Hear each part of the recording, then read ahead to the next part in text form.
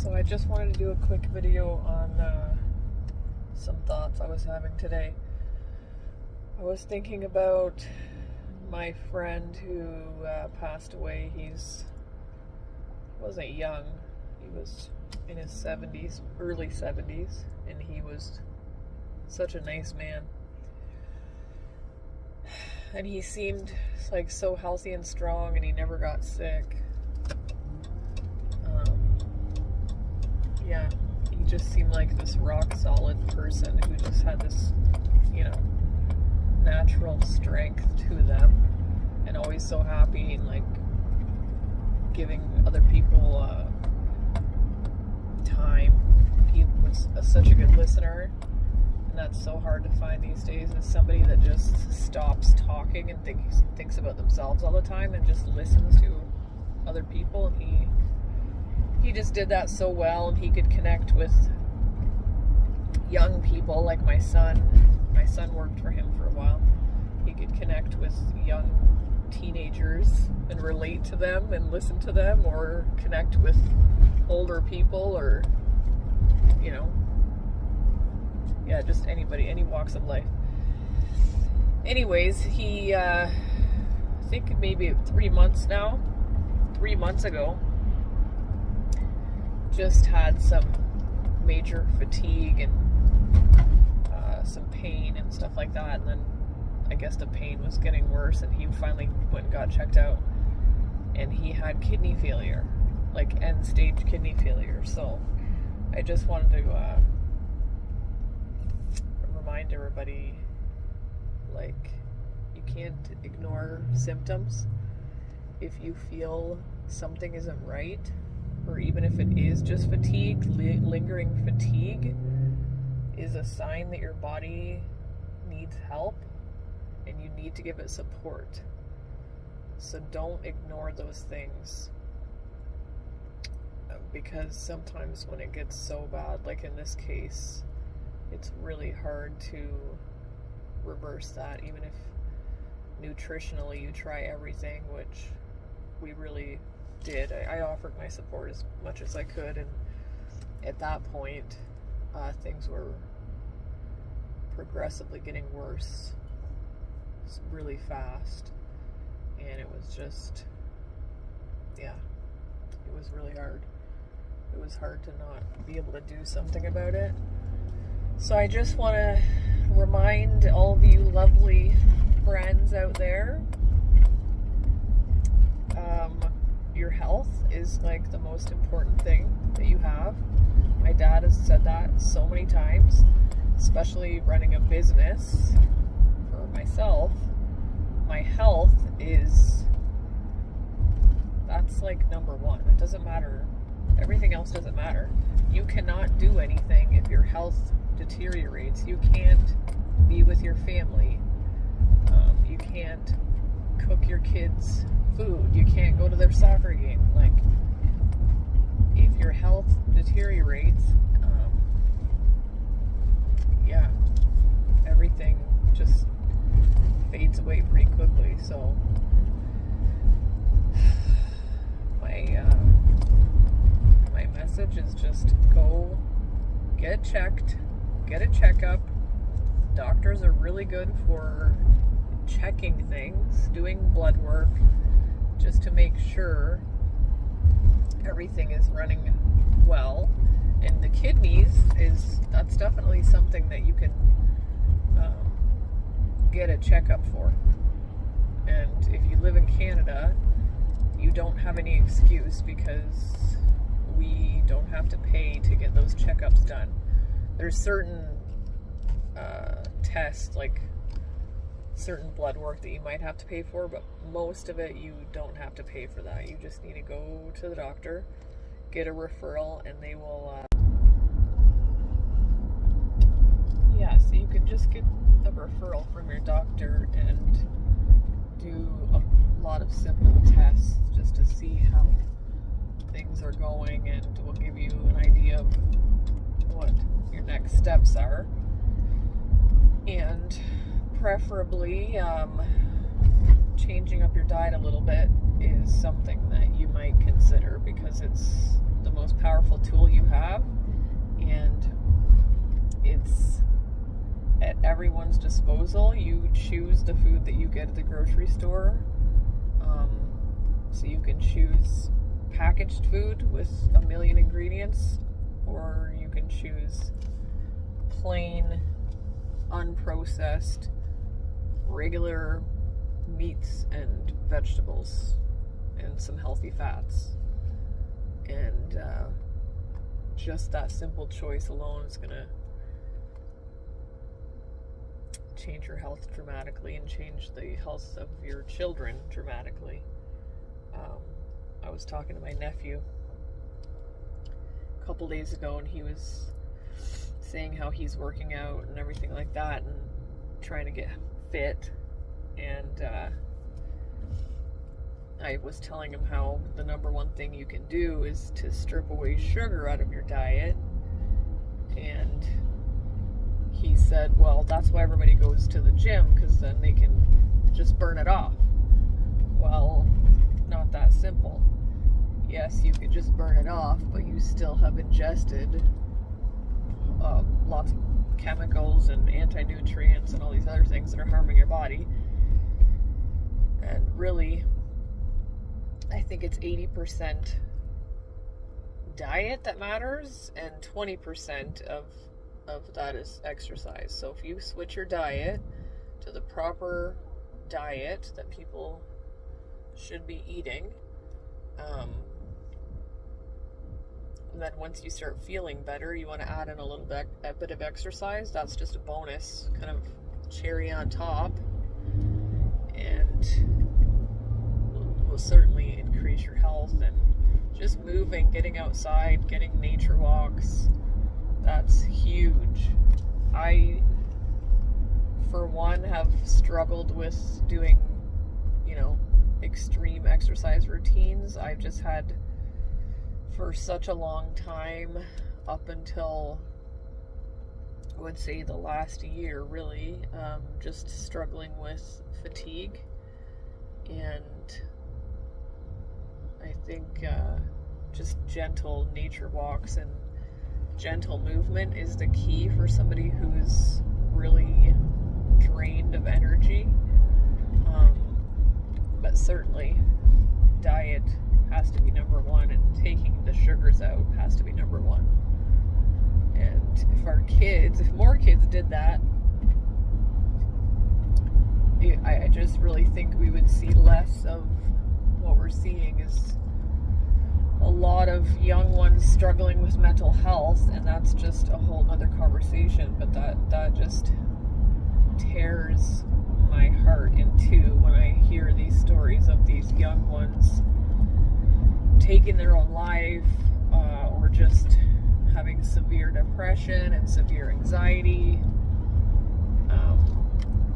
At my previous job, I worked with a lot of young people, and there's so many that are suffering and just don't feel well and are on a lot of medication to help them feel well. And I really wish that we could educate them about how diet can change everything. It's more of what you just take out of your diet. It's not what you need to add in. All these, don't stress about adding stuff in. You can tweak that down the road. It's like what you need to take out. Take out sugar, take out artificial flavors and sweeteners and colors and all these disgusting things that have been added into our food system. It shouldn't be this hard to eat. It really makes me disgusted that it has to be a chore and like a study to figure out what to eat. Why does it need to be so confusing, and why does it have to be so hard? Because there's food in our food system that should not be called food. It's completely mutilated garbage that is being sold as food.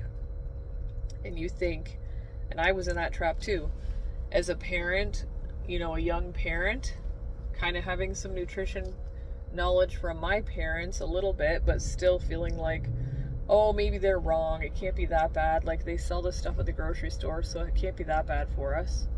So I'm just going to eat it. That's a very dangerous trap to get into. And I saw firsthand with my own son, thinking that I was kind of eating like half decently.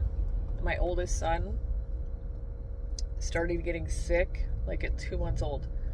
He has another cold.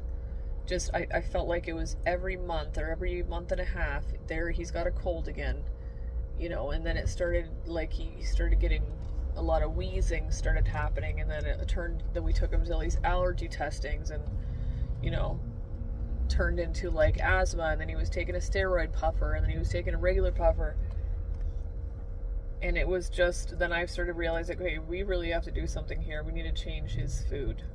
And I do remember going to the naturopath. It was like so long ago now, like 15 years ago. And I do remember she said, oh, like, does he eat a lot of sugar? And I was like thinking, no, he doesn't really eat a lot of sugar. But now that, like, when you think back, knowing what I know now, you know, any oatmeal, then I add a little bit of brown sugar, add fruit to it. That is like full-blown sugar right there. I would always add lots of real butter, though, to his oatmeal. So maybe that helped a little bit. But yeah, ice cream or little freezies or granola bars or cookies or chips, like all of that turns into sugar in your body. But when she said sugar, I was thinking like, oh, cakes and cookies and, you know, that kind of stuff. He didn't really have a lot of that, sometimes here and there. But all the other stuff that turns into sugar in your body. We started changing the diet up quite a bit. And thankfully, he outgrew the asthma, or his body just healed enough to, like, just not have that happen anymore. So he doesn't have to take the puffers and all that stuff anymore, thankfully. And I'm also so glad that he never suffered with any, like, depression or anxiety or anything like that I'm seeing the young ones dealing with right now. So that definitely makes me happy. But I wish that all the other parents and the young people themselves, like a lot of them that I worked with would certainly have a conversation, but they're not the ones buying the groceries. So I think it really has to go to the parents, and the parents have to realize, like, what am I going to feed my family that's going to make my family feel the best, and mentally, physically, emotionally, what can I give them that's going to really nourish their whole body, so that you can hopefully wean away from all the medication that doesn't seem to work anyways. They're always tweaking it or changing it. All these medications that these young people are taking. So food can definitely fix things from the inside out. Starting with the core things, your food. Are you eating properly? The sleep, are you sleeping properly? So many of our young teenagers are not sleeping enough. They're staying up super late on their devices, and that's not enough.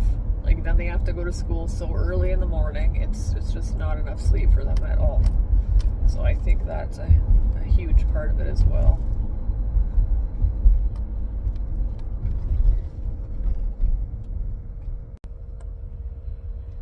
Yes, the gym will just burn it off, but it's not going to make you healthy on the inside. You can be very unhealthy on the inside and look just fine on the outside for a long time. And then suddenly you might your inside will stop working eventually. So I guess yeah, please take food seriously, and sugar especially. If you want to feel better and you want to get more energy and think better, be happier, take the sugar out of your diet, just sugar. And remember that sugar is white bread, white pasta, rice, fruit turns into sugar. Too much fruit is bad. Pizza, cookies, cakes, all those things everybody wants to eat. All these, even if it says a healthy juice, for instance, that still turns into sugar in your body. And when I started learning nutrition, I guess that was like one of the biggest things that I learned was, wow, all these turn into sugar in your body. When you think of like, oh, don't eat sugar, you just think of white sugar, but there's just so much more than that. So try trimming out those carbohydrates and all the sugar sources and see what happens. Just that alone. Increase your water and your hydration, and you will probably see a huge transformation just by doing that.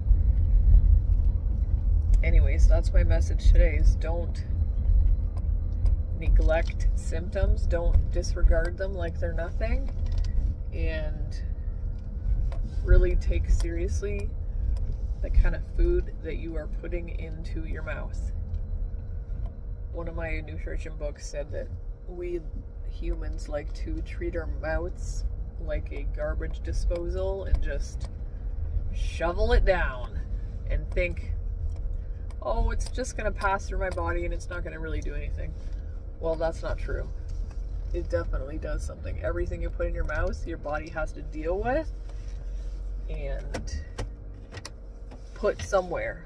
So if you are consuming rancid oils, for instance, your body takes those oils and thinks, oh my gosh, what am I supposed to do with these oils?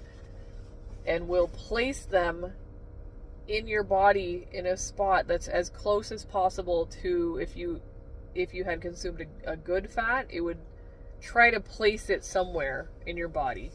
So it's going in that spot, and it's like a part to a car. It kind of works a little bit, but it's not working as good as it could if you had the proper part, the proper fat. So please remember that everything you eat needs to go somewhere, and if you can't pronounce the ingredients, if you look at something you cannot pronounce the ingredients on that, do not eat it. That's it. That's very, very easy. So that's my message. I hope some of you listen and take action on that.